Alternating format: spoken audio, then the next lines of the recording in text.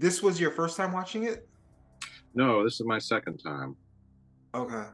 Did you watch? So generally, these Criterion releases, they don't dub them, but I think RKO or whoever had the US rights to it initially did have a dub version. So did you listen to the English dub or did you read the subtitles? I read the subtitles. Okay, perfect. Because I've seen this movie maybe about 4 or 5 times, and I think I've did the subtitles once or twice, but mainly I've done the dub version. I did the dub version now, so at least we're coming at it with different points of view, possibly. Different points of view with Rashomon? No way. Impossible. That's not the way I remember this. No. Okay, so the Rashomon effect. This is actually, I think, in the dictionary now, since this film came out. And it's essentially a storytelling or writing method in cinema in which an event is given contradictory interpretations or descriptions by the individuals involved, thereby providing different perspectives and points of view of the same incident. This, I don't think, was invented, obviously, with Rashomon, but it was certainly popularized and obviously became, part of our culture. I remember way before I even heard of Rashomon, I watched a lot of sitcoms as a kid. I was the only kid, I didn't go out much. I spent a lot of time in the house. And almost every sitcom you watched, they'd go through the different things that every sitcom goes through. You win the lottery, you get in trouble with the law. There's certain like episodes that almost every sitcom would go through. And one of them would be the Rashomon effect, where something would happen and you get these different perspectives. At the time as a kid, I had no idea this is where it came from. But for me, it was ingrained as part of the pop culture, part of the zeitgeist of growing up as a kid, Yeah. is knowing about this without actually knowing about this. Yeah, it was the same for me. I remember, I think the first one I saw was actually an episode of Happy Days when I was quite young. And I think it had to do with Fonzie getting shot, and then three different people give their account of how it happened. And that's the first time I remember seeing it. But obviously, since then, I saw it again and again, not just in TV, but also movies. And yeah, it's just, you can't get away from it. And so, even though I hadn't seen Rashomon for a long time, I felt like I had, because I'd seen so many different versions of it. Absolutely. And while this isn't, I wouldn't put this up there with Citizen Kane, which also invented a different way of telling stories or popularized a different way of telling stories. I don't think the movie is in that category as far as quality of movies, but as far as being innovative, cutting edge, historic, important, I think it's up there as far as that with a film like Citizen Kane. Yeah, I think so too. I think it has had a huge influence, and not just in film and TV, but there have been several play adaptations of it.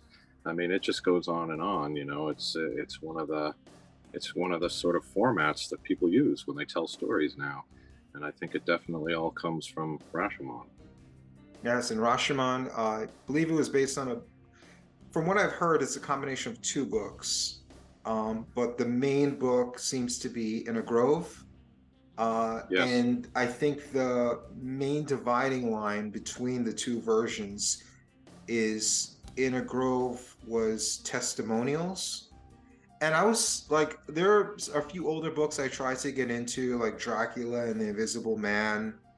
And one thing I realized with those books is they're kind of testimonials. It's not an easy, it's a kind of a weird read. So it's not like a structural, narrative that you're used to. Not that Rashomon is anyway, but it's kind of weird reading testimonials and it's fake, but it's kind of real in a way, and it's a weird read. But either way, I think it was supposed to be more about memory and the inconsistency of memory, and the fact that when you try to remember something, you remember a sensationalized version of it. And then subsequently, every time you try to remember that same thing again, your memory is based on that sensationalized version of it as opposed to what actually happened. And the more you remember something, the further you go away from what your mind actually processed when it first happened. And what your mind processed is just only your point of view of what happened. So the more you remember something, the less you remember something in a way, ironically. But yeah, I think Inner Grove was more about memory, and this is more about people and how people. So it's similar, but it's different in a way. One's an examination of something, and the other is examination of human behavior. So they're similar in a way, but they kind of deviate a lot as well. One's more about why we choose to remember things differently, and the other is kind of about like even if you wanted to remember something, your memory kind of fails you in a way as well, if any of that makes sense. It does. And, anyone who's ever had an argument with somebody about what happened, 10 years ago or something like that, that there's often two very different accounts there. And what's really surprising to me is when I have a strong memory of a movie that I saw 10 years ago, sometimes when I rewatch the movie, I'll see, oh, that's not the way I remember it, So the proof is right there that in my memory, there was a different way that the scene played out, but that the proof is there. The movie hasn't changed, right? It's my memory of it that has changed. So yeah, memory is definitely a tricky thing. Yeah, absolutely. I mean, they're both very interesting ways of going about it. I think I prefer the Rashomon method as, is you can examine like, why do you remember it differently? Or you can say, what about you chooses to take your memory in a certain direction, It's like, you remember it differently, but these are the differences. Now let's examine like why you interpret it in that way, And there's only one way to really examine that is to have different versions of it.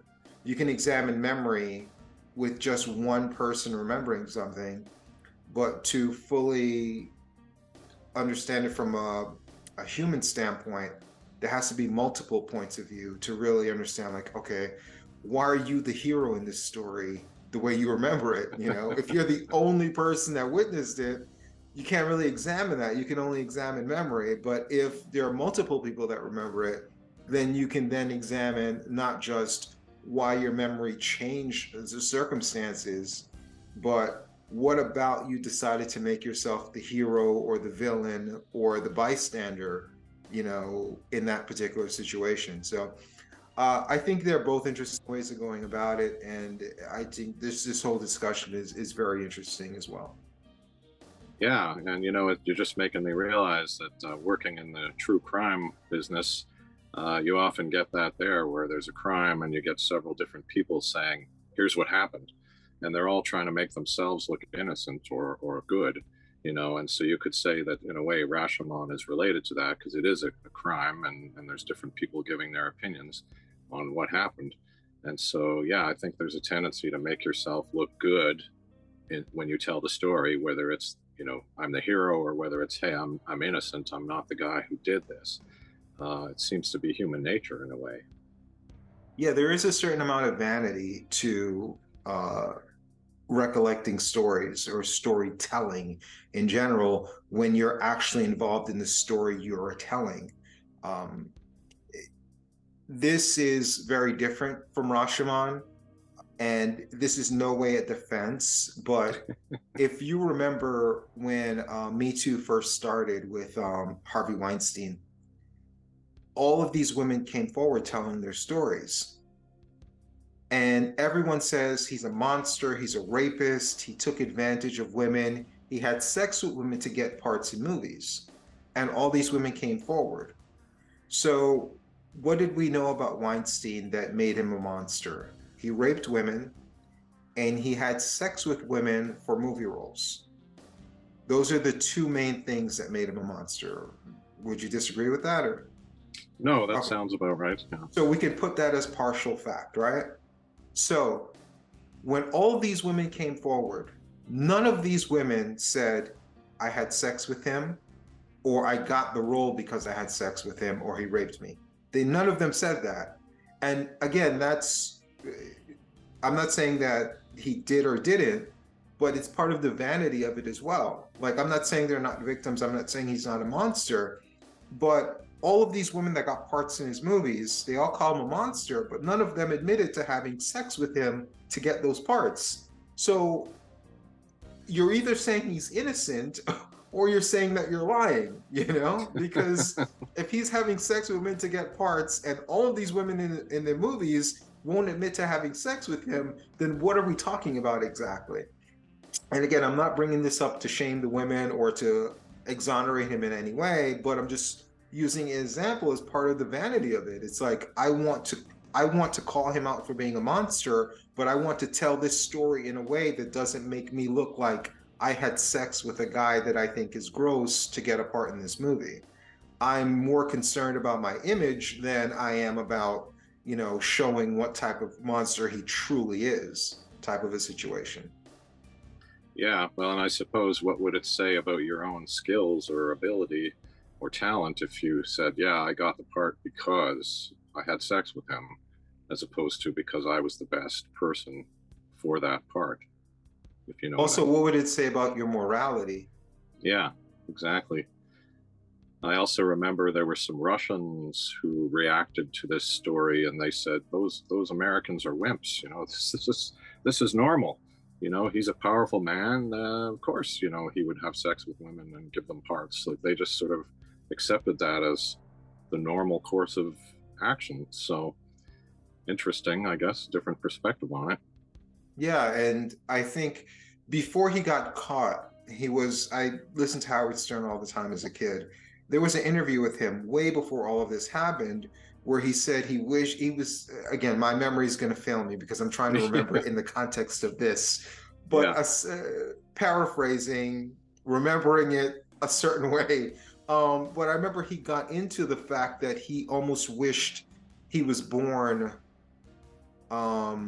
sooner in a different era. And he recollected with fondness about how all the old studio directors would have all of these beautiful actresses, doing them favors to get parts in movies. He's like, those were the good old days. I wish I was around back then. And he talked about it fondly on the Howard Stern show.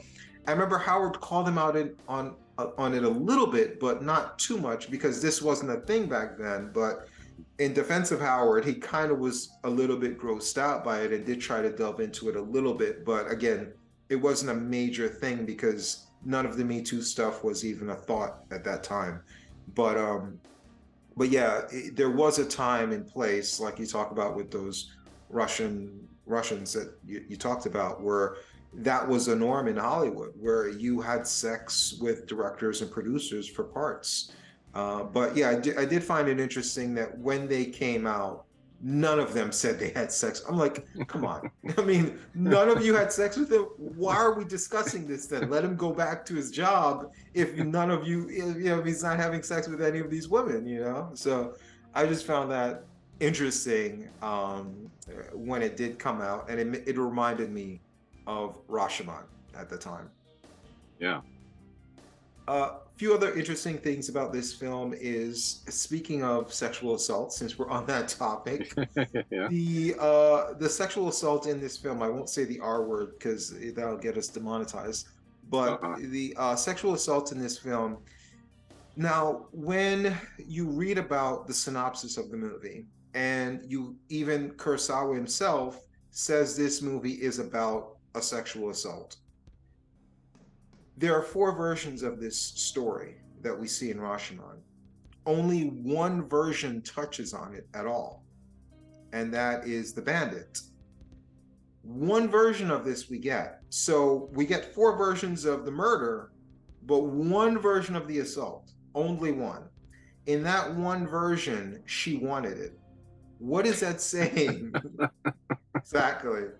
Because in that version, he does grab her, but there's a clear shot of her grabbing onto him and embracing him from the back. So what is Yeah. that telling us exactly? Yeah, I was shocked, to be honest. I thought that all four stories were going to talk about the sexual assault. I thought they were all going to give different perspectives on it. And when, he was the first one, so his story, yeah, she starts to enjoy it, I guess, is what's happening there, which is kind of an old fashioned myth that exists in, erotica of the distant past, right? That if you sexually assault a woman, she will ultimately enjoy it because she won't be able to help herself. Like that's The kind of what, taming of the shrew. yeah, that kind of thing. So I just saw that and I went, okay, this is giving me a clue that his story's not true. That's kind of what it made me think is like, I don't really believe him now that he's included that. So I'm But waiting to nobody see. contradicts him though. I know, that's the shock. I expected when she started talking that she was going to give a different perspective on it, but no, they kind of skip over that. And it really focuses on the murder, not so much on the sexual assault, which surprised me. I thought it was going to have more to do with that sexual assault. Yeah, I was like, I obviously I saw the movie before, and I'll go back to the pun. I didn't remember it that way until this recent viewing when I'm watching it to examine it for a review. I didn't really put that much thought into it, but I kept looking. I'm like, wait a minute. I do remember now. We don't see this again. And it's not like, oh, it's such a graphic thing. Let's not put the audience through it over and over again, or let's not put the actress through it over and over again.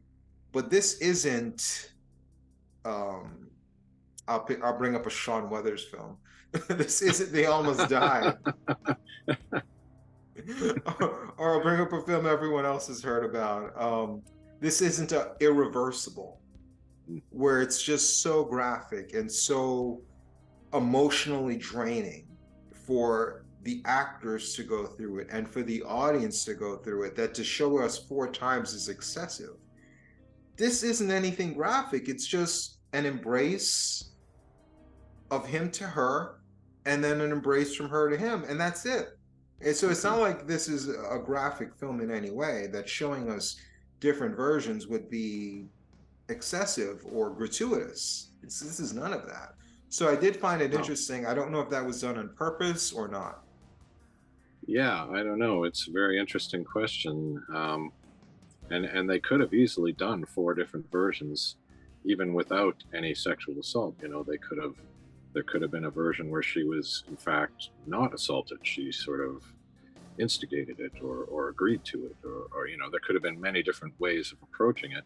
In these 4 stories, you didn't have to see her being brutalized, although perhaps one of the stories should have focused on that. But yeah, I don't know. That was really kind of a puzzle to me as to why they didn't give us different versions of that part of it. Yeah. Another aspect of this I wanted to talk about is implicit bias. Implicit bias is a form of bias that occurs automatically and unintentionally that nevertheless affects judgment, decisions, and behaviors. Research has shown implicit bias can pose a barrier to recruiting or retaining a diverse scientific workforce. When I saw this, that's the first thing that popped into my mind was implicit bias with these characters and how they remember it. Did that same thing occur to you at all? No, not in so many words. Yeah. So the way I view implicit bias, and when I see a lot of these things happening in society recently, with Me Too, with Black Lives Matter, with just a huge divide, at least in the States, I don't know how it is in Canada, when you have something that comes out and it's about the cops and it's some kind of violence, you have a certain sect of people that no matter what they hear, the cops are bad, or no matter what they hear, the cops are right. And to me, that's implicit bias, because there's something about you, your experiences that led you up to right now where this scenario is put in front of you.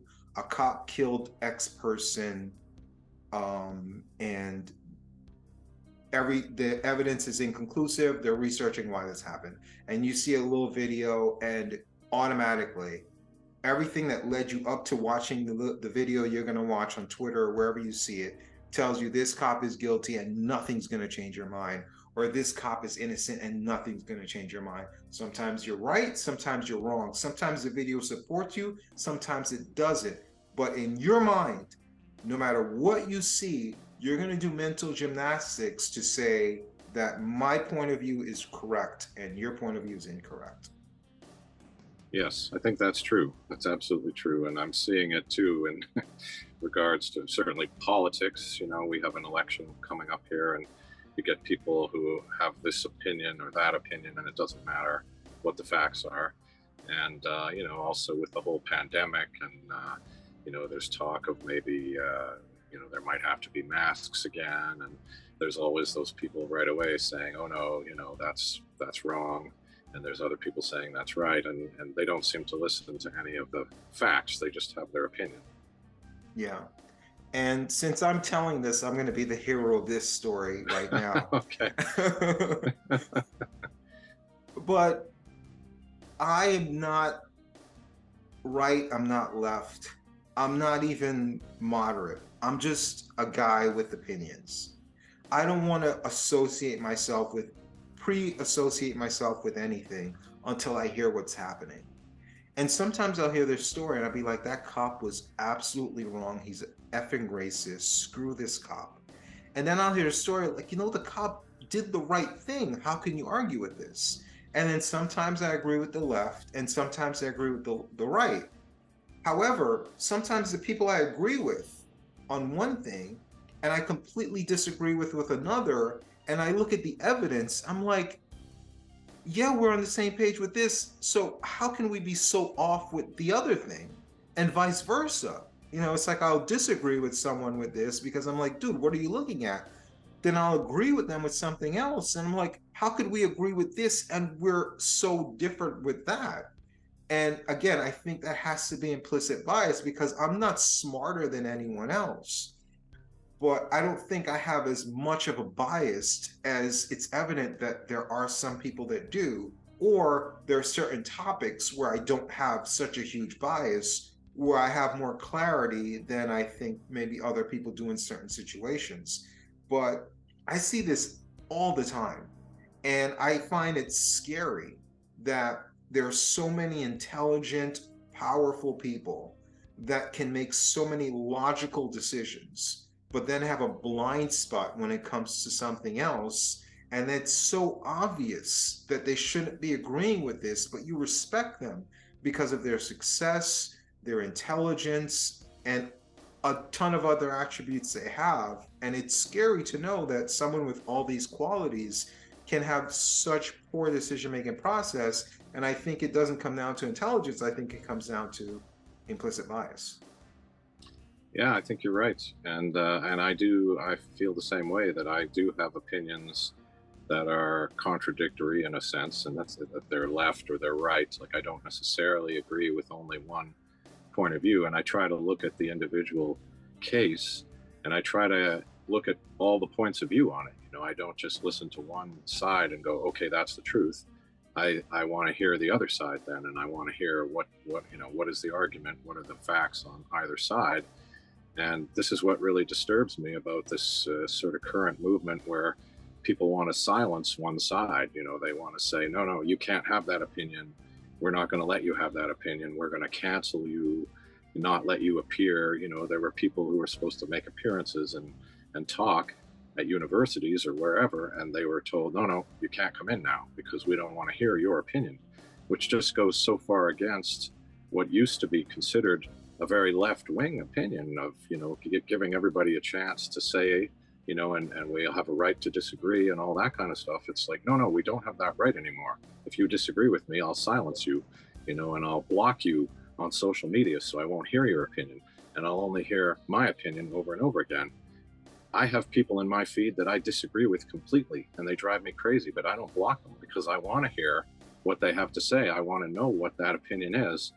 You know, I don't want to silence it and be unaware that this opinion is out there. I don't really understand that. That's a weird time we're living in. Yeah. But I see it all the time, and watching this movie kind of reminds me of that. Moving on.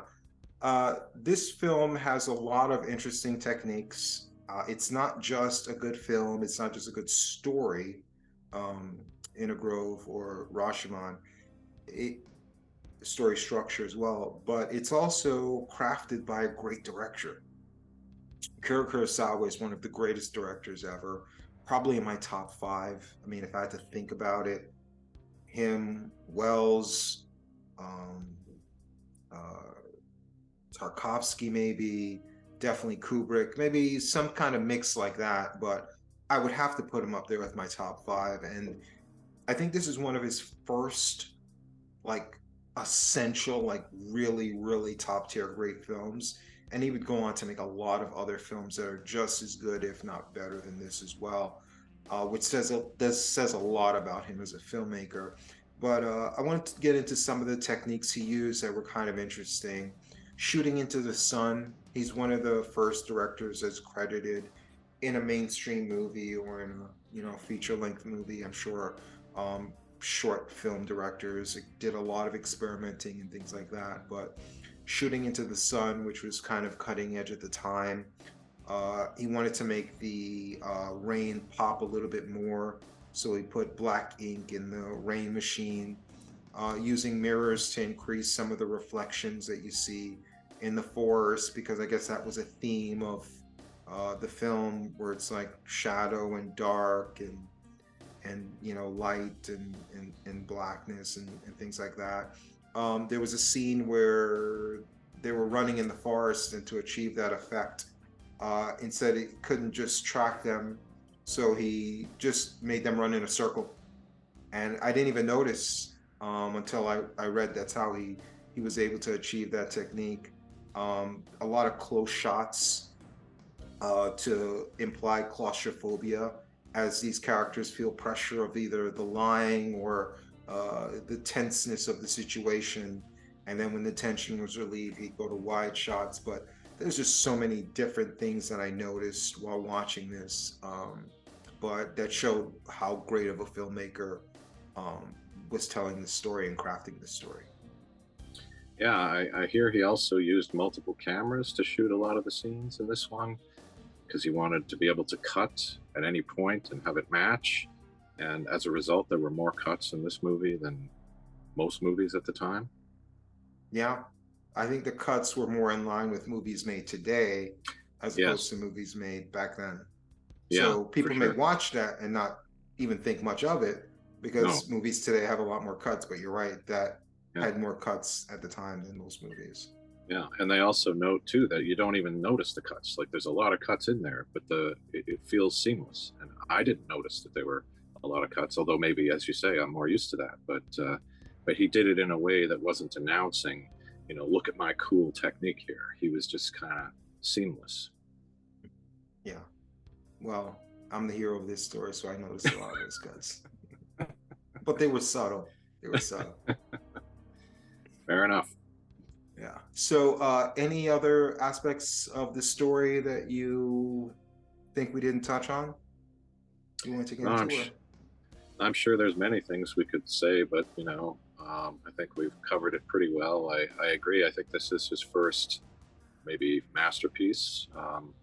I think early on he had a lot of interference, maybe with studio telling him what to do, and then he made a film, um, which what was it called? Drunken Angel, I think, which I actually saw and I quite liked, and apparently that was the first one that didn't get a lot of interference and was maybe his first really great movie. But Rashomon is the first one to really be up at another level, like sort of, just as an example, on the IMDb, it gets over 8 out of 10, which is hard to do. When a movie has a lot of people reviewing it, it's very hard to get that high a rating. And it's the first one of his that gets that high rating. So I think it's definitely the first of his truly great films.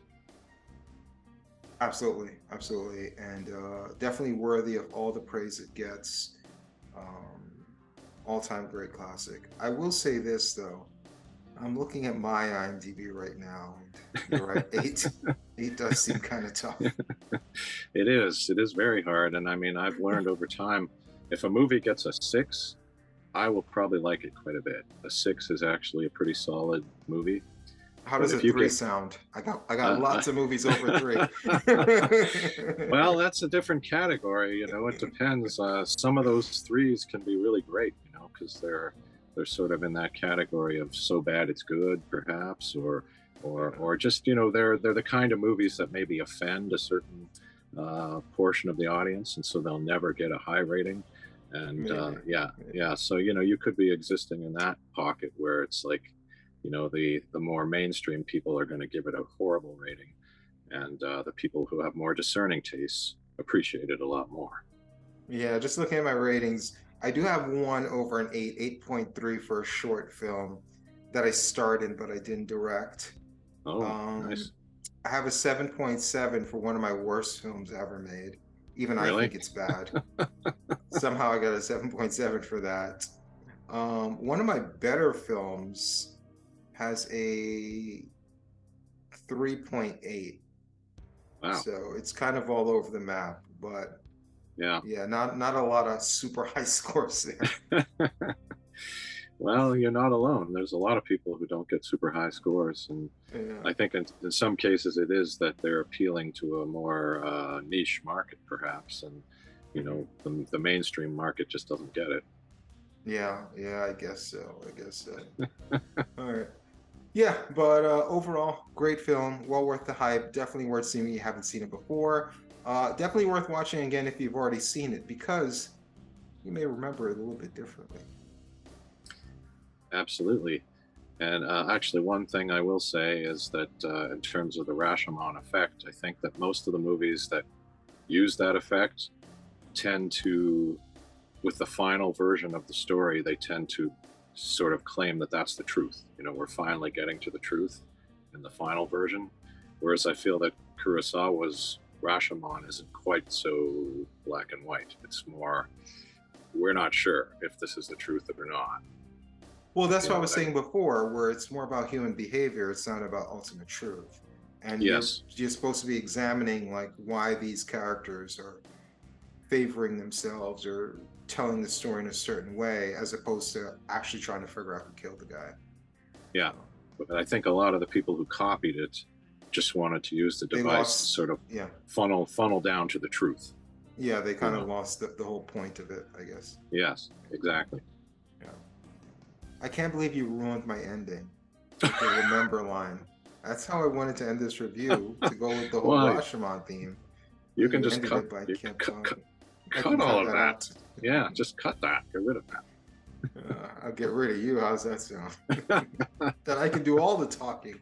I can be Yeah, the well, true hero of this podcast. absolutely. Uh, Absolutely. At the opening of Rashomon, we see two men, a woodcutter and a priest, take shelter from a downpour under the Rashomon city gate. Another man joins them and notices that they seem upset or out of sorts. They tell him a story.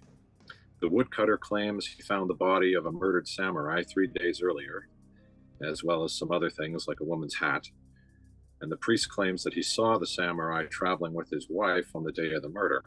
So the two men testify in court, and then they hear the testimony of a captured bandit, and he's played by Toshirô Mifune. Um, we get version one of the events. The bandit sees the wife, decides that he must have her. He prefers not to kill the husband, but he will if necessary. He tricks the samurai with a story about a cache of valuable swords that he's got hidden somewhere, and he's willing to sell them at a cheap price.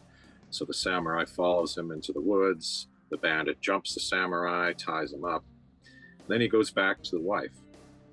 And something about the wife makes him kind of angry and jealous of the husband, and he decides he's going to walk as he assaults the wife. So he tricks the wife into following him back into the woods where the husband is tied up.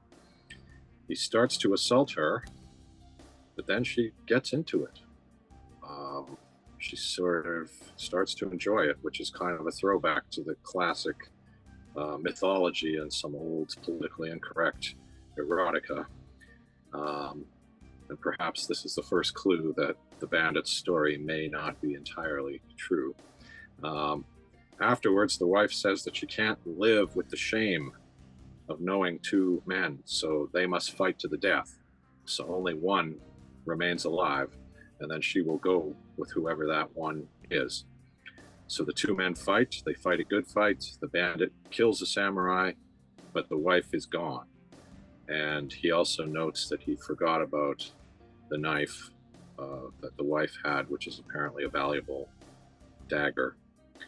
And so that's kind of the end of his story. Do you have any thoughts about this part? Oh, of course I do. What are we doing here if I don't? Exactly. So obviously this bandit is the hero, right? Because first of all, he would have minded his own business if there wasn't this serendipity that happened. Just as she passed, a gust of wind blows her veil and he sees her face and knew he had to have her. And Yes. The greedy samurai fell for his clever trick. And he was able to outsmart the samurai. And the wife, who pretended she didn't want it, but once he laid his charms on her, she couldn't resist him. Sexual assault? I say passionate sex.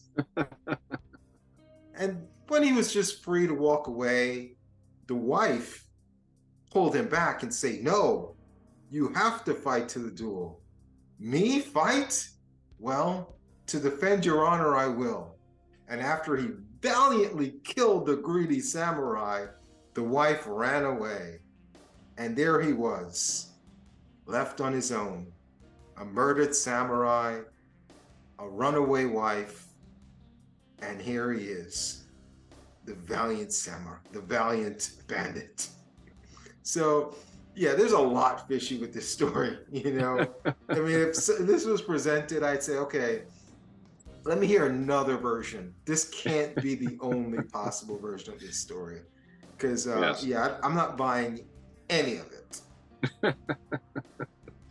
Yeah, definitely there's something that doesn't seem right here. And yeah, you're right. He's kind of making himself to be the hero in a way, or at least to be less suspicious in a way, you know. She asked me to fight. It wasn't me, you know.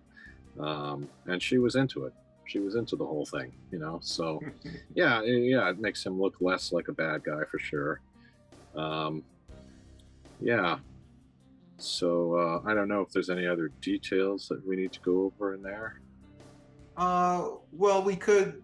There are a couple of things we can get into, but we can get into Yeah. it when we go over the other versions and what's omitted and Yeah. what's not. All right. So version 2 of the events we get from the wife. The wife testifies, and she claims that the bandit did assault her, but afterwards left immediately. And once she frees her husband from his bonds, she feels that he just kind of stares at her with contempt and loathing, and she's very distressed by this. And she, basically says, "Kill me. I can't handle this. I can't handle you looking at me like this. Just kill me." And she offers her knife to the samurai, and then she kind of backs away with the knife still in her hand, and she's like really upset. And then she sort of comes forward with the knife kind of sticking out toward him, and we sort of cut back to the trial, and she says, "I must have passed out after that. And when I came to, her husband was dead, and the knife is sticking in his chest." And I'm not sure if, she's trying to imply that he took the knife and stabbed himself, but when I was watching it, to me, it looked like she could have stabbed him, because she's like walking toward him and the knife is like pointing at him. And then we cut away and she's like, "Yeah, I don't remember what happened after that." But apparently she's in shock. She has no memory, and she wanders through the forest until she comes to a pond where she attempts to drown herself. and she fails, and she may try other things. She tries to kill herself, but she fails. That's her version of the story. What did you think about that? So I think the minute you bring in a second version, things get extremely complicated. Doesn't matter who said their version first, the minute you have something that contradicts it, now it starts getting really complicated because she omits the whole assault. He gave some detail, she doesn't. So is that admission that his version is true? Because she could have contradicted him, and she could have said, no, I didn't want this. I think what's interesting is this is based on a short story, In a Grove. And in that version, the samurai had grass in his mouth and he couldn't talk. So she had to maybe project what he was thinking. In this one, he could talk, but he chose not to. And the look he gave her, I think, says a lot about why she had her breakdown, and also how women are judged, in that now, like, you're not my beautiful wife anymore, you're this defiled woman. And how can I touch you again? How can we move forward? Are you going to respect me? Am I still going to look at you the same way? And I think all of this is said in his stare to her and her breakdown from his stare.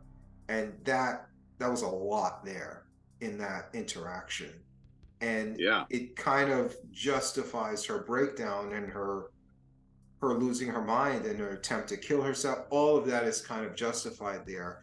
And it's a social commentary on women and how women are viewed, especially at that time in that culture, even today in this culture we have now, and why some women don't come forward with sexual assault because they don't want to look, especially if they're in a relationship. Like, how do you come out and say that, and then you have your lover who, like, how does that dynamic work after that? So I think this does bring a lot more weight to what we're watching, and it does bring up a lot more questions as to what happened. If the bandit really did kill the husband, why didn't she just say that? So it brings up a lot more questions than it does answers. Yeah, it really does. And yeah, first and foremost, you're right. She does not contradict the story of the assault. She doesn't say anything. So it almost does imply that, oh yeah, that part's true, but now I'm picking up from there and I'm telling you. And I mean, if that part is true, which I still don't really believe, but if it is, then that gives more reason for the husband to be somewhat disgusted with her if she actually was enjoying the assault, right? If she got into it the way the bandit claims, then I could see that he's a little bit upset about that, but regardless of whether that's true, I mean, it's just, the whole thing is complicated, and you get into the victim shaming, like, what did you do to cause this? Your veil, you pushed your veil aside at the wrong moment and tempted this guy, or whatever he would be thinking, so yeah, it's understandable in that moment, and especially, considering this is hundreds of years ago, before we were a little more enlightened about these kind of things. I can see that, she would be considered damaged goods now, right? She wouldn't be considered. She's not pure. Yeah, exactly. So it all makes sense. And again, she did take the time to contradict how her husband died. Why not contradict the assault? Yeah, exactly. And again, I found it strange that her version of the death or the murder is so different, because in the first version we have them fighting a duel, and here it's just like, I passed out and he either stabbed himself or maybe I stabbed him and I don't remember, but it's a very different version, and how could the bandit have been so off on that? Like, if her version is true and he just left, why would he make up this whole story about fighting a duel and killing the guy? He could say, oh, I just left, I don't know what happened. and that makes him even more innocent, you know? Yeah, and to me, this starts the saga of everyone claiming they killed the samurai. Yeah, Because, I mean, in a way, she's saying that she did.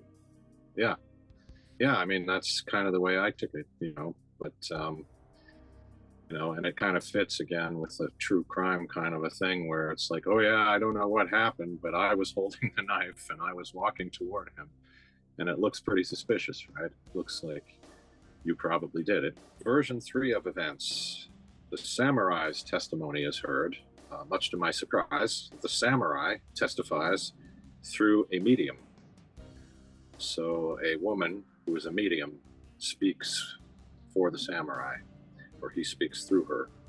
And he claims that after the assault, the bandit asks the wife to marry him.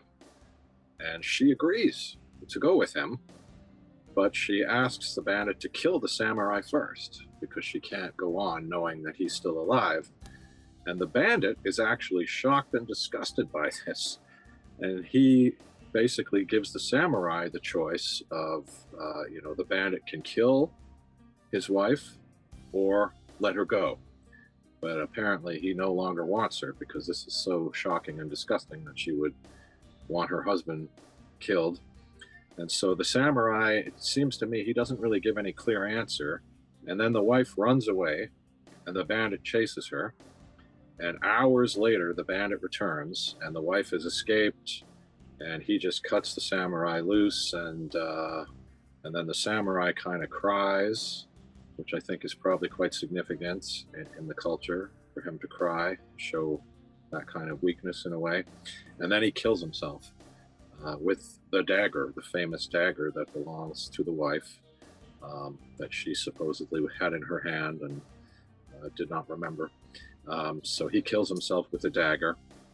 And then later, he feels somebody remove the dagger from his chest, but he couldn't really tell who it was. And then back in Rashomon, the woodcutter says there was no dagger, only a sword. And we find out that the woodcutter may have seen the whole thing, but he didn't admit it. He didn't tell the court. So I'll stop there. That's version 3. So this continues the vanity of all three characters. So you have the bandit, who is a victim of circumstance. You have the wife, who was shamed by the culture that she lives in. Her husband didn't want her. The bandit abused her. Like, you know, she's the victim in all of this, which, you know, she has a case to be the victim in all of this, you know. And then here you have more vanity by the samurai. You know, his wife is a wanton whore, this bandit, and he has no choice but to valiantly take his own life. In no way was he defeated and killed by the samurai. In no way was this brave samurai killed by a woman. The only way he died was by his own hands. So, and again, you're a third version of events. Everyone killed the samurai, including himself, but only one person can actually kill him. But everyone's taken credit for the murder. So it's getting kind of tricky to figure out what's behind this murder mystery. Yes, it is. And we can see some relationship, I think, between the earlier versions and this one, in that in this one, the bandit asks the wife to marry him, whereas in the first version, I think they're going to go off together. So it's kind of related. Like, you can kind of see that, okay, something may have happened there, but that we're getting two different views of it. But again, there definitely was a discussion about them going off together. How it played out, we may not know, but that discussion seems to be solid. Exactly, yeah. And then, of course, in the first version, it's a duel, but in the second version, it's the knife in his chest. And in this version, it's also the knife in his chest. So we're now getting two different versions where the knife is the murder weapon. And not so, okay, not the sword. Although it's immediately undercut when we go back to Rashomon, and the woodcutter says there was no dagger, only a sword. So it's like, whoa, what's happening here? We're just the rug has been pulled out from under us on that. So, and interesting too that in the second version, the husband is really disgusted with the wife, or well, maybe his silence and his stare. And in this version, the bandit is shocked and disgusted with the wife. So somehow, just by being a victim, she has started to not look good to these other guys. Well, I mean, she has to be the victim in her version, which is the second Yes. one, that's why the husband is looking at her that way. Yeah. And then in the husband's version, then it has to be, the other way, because his wife doesn't want him. So it's all colored in a way to make each participant look like they were wronged. Yeah, I guess in the first version of the story, she says, you guys, have to fight, and there can only be one of you left alive. And in this version, she says, you have to kill him. So it seems like it's two different takes on the same thing there, perhaps, that in the first version, it's more of a valiant fight, but here it's like, just kill him. So it's kind of a more, a darker version maybe of the same moment. And also we should note too that the samurai also leaves out the assault. He doesn't really talk about the assault happening. He just picks up after the assault. Yeah. So we get no contradiction there. Yeah, I don't think he would want to contradict it, because in his version, because it's not just about being the hero, but it's also about being the victim. And that's what kind of permeates through our culture today, is the victim mentality. It's like, oh, I'm being persecuted. Anything bad that happens to me is because I'm being victimized. Oh, they're picking on me. Everything is always centered around me. Like, I didn't succeed in this because the world is against me. This person's against me. That person's against me. So it's not just about painting themselves as a hero, it's also painting themselves as a victim as well. So everyone has to look bad. It's not just them having to look good, but other people also have to look bad. So I think that's part of it too. Yeah, you could be right. So are we ready for version 4? Yes, we are. All right. So version 4 of the events is the point of view of the woodcutter, who apparently saw the whole thing but did not admit to the court that he saw it because he didn't want to get involved. So in his version, the bandit asks the wife to marry him, but she cuts the husband loose. And the bandit interprets this as, oh, we must fight, So it kind of relates maybe to the earlier story of, hey, we have to fight. But she doesn't actually say that. She just cuts the husband loose, and the bandit interprets it as, okay, we must fight over her. And then the husband refuses to risk his life for a woman like this, as he says.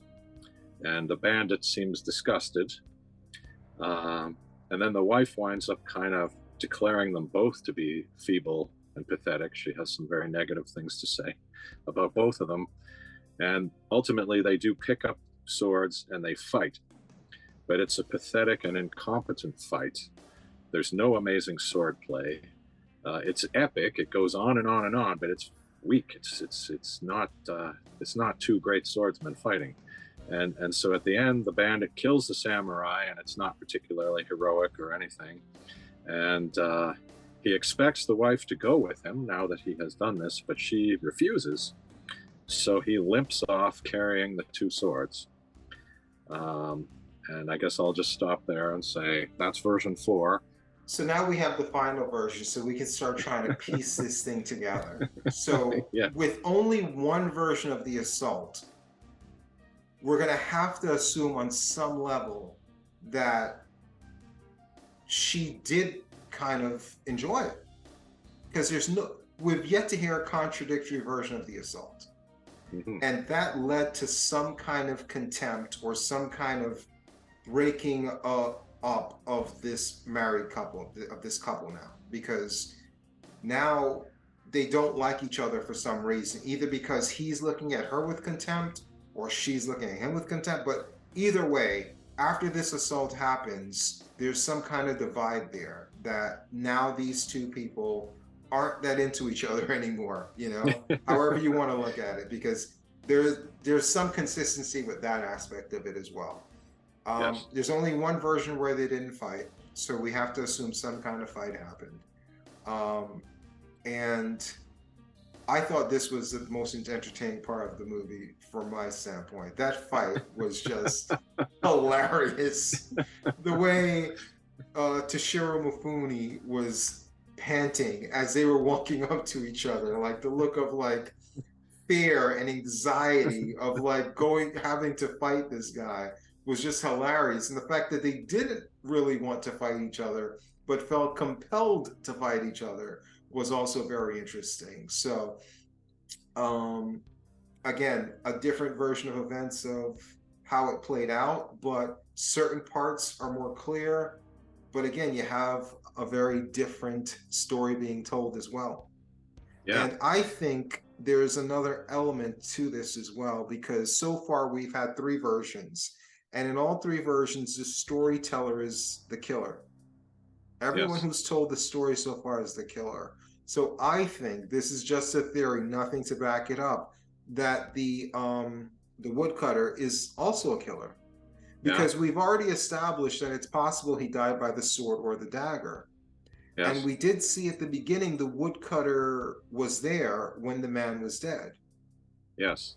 So I'm thinking that maybe he was just wounded by the bandit's sword. And the woodcutter came to steal the dagger, saw the man was still alive partially, and killed him.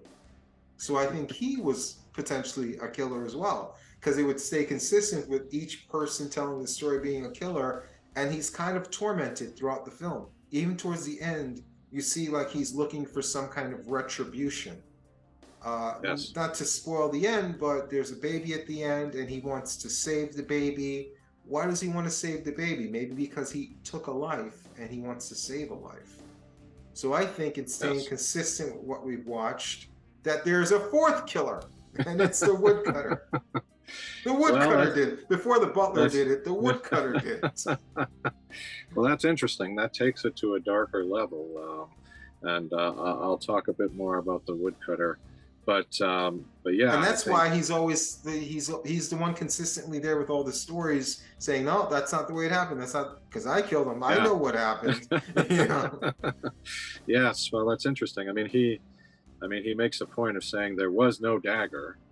And of course, what we do find out maybe is that he may have stolen that dagger. And that comes out in the final section here at Rashomon, where the commoner is, stealing something, and the woodcutter is not happy about it and is telling him he's wrong and he shouldn't do it. And then the commoner sort of turns the tables and said, yeah, but you stole that dagger, I can tell. And he doesn't really deny it. So I think it's true.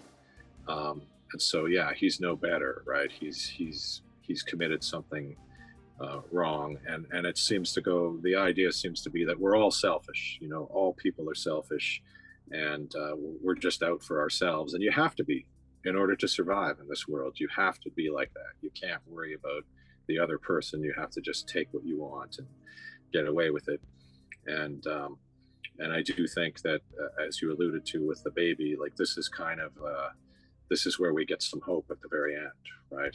Where he's going to do something completely unselfish.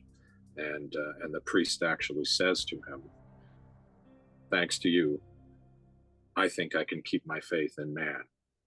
So that's kind of how it ends, with this hopeful kind of note. But getting back to the story, we don't ever get a contradiction on the assault, which, again, I still find it hard to believe. But the woman does actually say, when she's berating the two, she says something like, yeah, when I first saw that the bandit was here, I was happy, maybe the bandit's going to save me from this drudgery, this horrible life I'm in, so she was actually, maybe she was into it, maybe it wasn't an assault. She actually, in that moment, she might be kind of admitting that she wanted the bandit to kind of take her away, and she wanted maybe the bandit to kill the samurai. The wife may have been outing herself in that speech as maybe being into the bandit, or at least wanting him to save her from this life with the samurai. So that could imply that she was in some way enjoying the assault, or maybe it wasn't even an assault. Maybe she was more part of that decision. But we don't really know, because we don't really hear anyone's account of it other than the bandit. So, mm-hmm. But yeah, it's certainly interesting, and I know that I may have said something like this, but I kind of expected, having seen all these other versions of Rashomon, that we would get more of a definitive answer as to what really happened here. But it's interesting that we don't really get a very definitive answer. I mean, we can choose to believe that the woodcutter's version is pretty much the true version, but I don't know that we can actually, with all confidence, say that. There's still a lot of uncertainty here.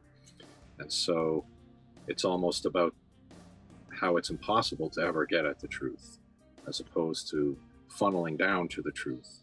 Well, I think it's not about the truth. It's just about human behavior. And that's why the ending is about, it's not even about the solving of the murder. It's about, can you find hope in people? And that's why the ending didn't involve any of the three people in the grove or in the forest. It involved the storytellers, and and they're telling this story, and they wrap it up without any answers, because that's life doesn't come prepackaged with answers, and they're left with the end of that story feeling hopeless based on everything they heard.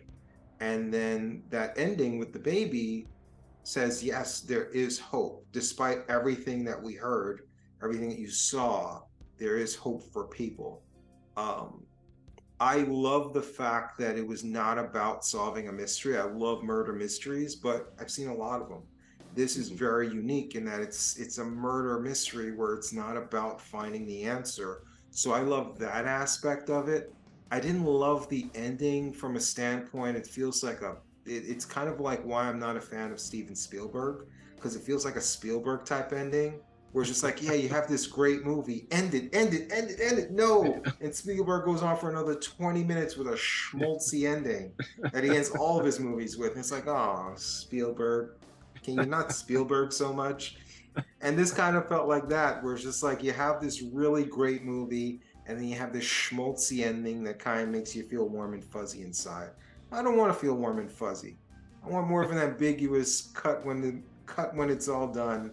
Leave out the denouement or whatever you call that part at the end that that just wraps everything up in a ribbon. So well, that's interesting. I actually, the first time I saw this movie, I just kind of reacted to the fact that, wow, we don't get a clear answer here. And the other thing was that none of these characters are particularly likable in the end. Like, you think you're going to sympathize certainly with the wife, and you think you may sympathize with the samurai, but as it goes on and on and on, you don't sympathize with any of them. They all seem to be negative characters. They all seem to be in it for themselves in some way, or guilty of something. And so I didn't even remember the wraparound story in Rashomon. I didn't even particularly remember that ending. But watching it again a second time, I actually really liked that ending, because it gave me a little more than just that kind of uncertainty. You need hope. You want a hug. But I think part of it is that it's not over the top in positivity. It's more just like there's a ray of hope here, because it's pretty dark, and especially when they reveal that, oh, you stole the dagger, like, it kind of gets darker there.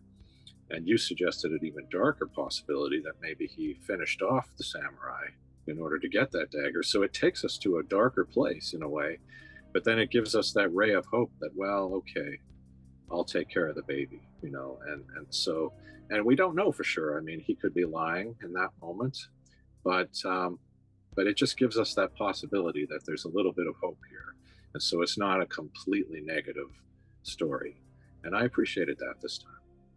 Little nitpicks here and there. It's a great film, and we only really touched on the story aspect of it, but the cinematography was great. The direction was great. The acting was great. This is just a historic film for a reason. You can focus on a lot of different aspects of this movie. We just chose to focus on the storytelling aspect of it and the different versions. But if we focused on any other aspect of the film, we could talk about it for another 45 minutes on each aspect, you know. But this is the one we chose to focus on. But just like Rashomon has different versions, this is our version of the story. Absolutely, absolutely, and you know, to compare to other movies, you know, this one is very, very simple, right? It just has three locations. It's very low budget, and it's been turned into plays, and you can see how it would work as a play, you know, because you can do it all in one location.